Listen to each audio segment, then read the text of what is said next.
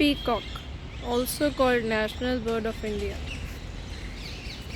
At my home. ਆ ਵੇਖੋ ਦਾਣਾ ਚੁਗੀ ਜਾਂਦਾ ਪੀਕੌਕ।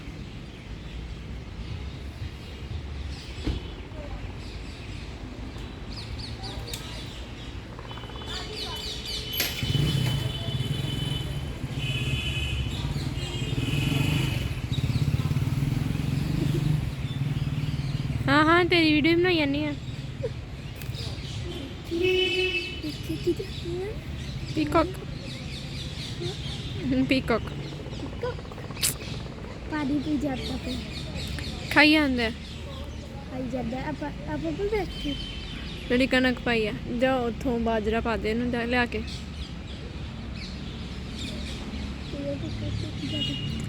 ਪੀਕੌਕ ਉਹ ਵੇਖੋ ਉੱਥੇ ਇੱਕ ਹੋਰ ਹੈ। स्नेहू स्नेहू ਉਹ ਦੇਖ ਗਿਆ ਔਰ ਇਹ ਇੱਕ ਹੋਰ। हाँ वो सी ਯੈਸ स्नेहू स्नेहू पता नहीं की कर ਪੀਕੌਕ।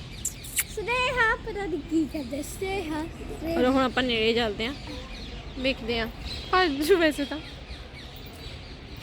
डांस तो मुझे उड़ जाऊंगी अब अपनी आया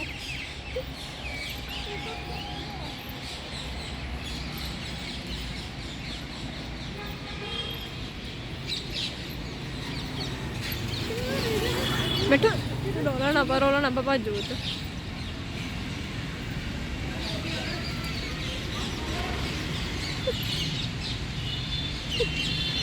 किਵੇਂ गया दो मिनट पापा कर काट ला दो प्लीज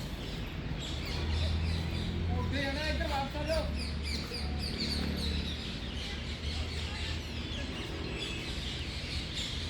राधा कृष्ण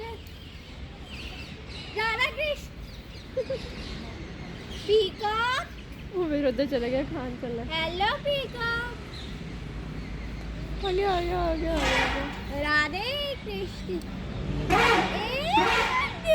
ਉਹਨੂੰ ਭੁੱਖ ਲੱਗੀ ਖਾ ਲਾ ਖਾਣਾ ਓਏ।